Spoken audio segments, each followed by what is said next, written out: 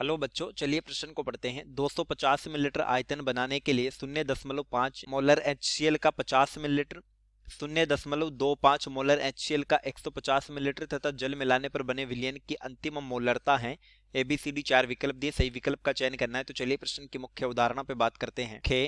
अवधारणा देखिए, मोलरता बराबर होता है, मोलरता कैपिटल M बराबर विलेय के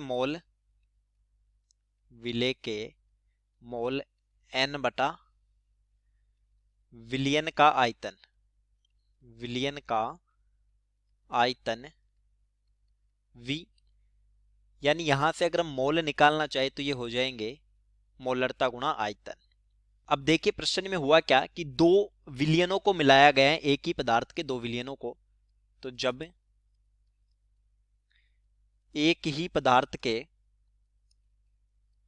दो विलियनों को मिलाया जाए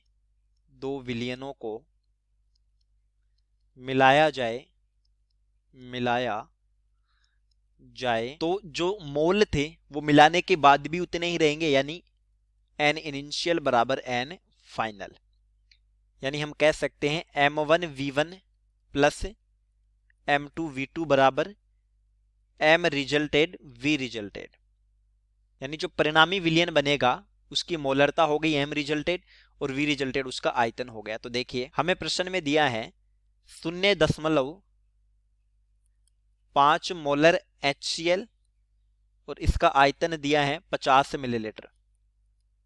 तो हमारे लिए M1 का मान हो जाएगा 0.5 और V1 का मान हो जाएगा 50 मिलीलीटर।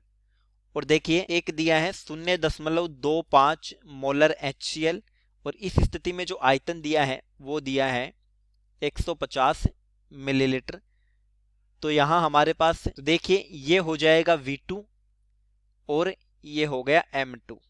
तो देखिए M रिजल्टेड जो हमारा होगा ये हो जाएगा M1V1 प्लस M2V2 बटा V रिजल्टेड।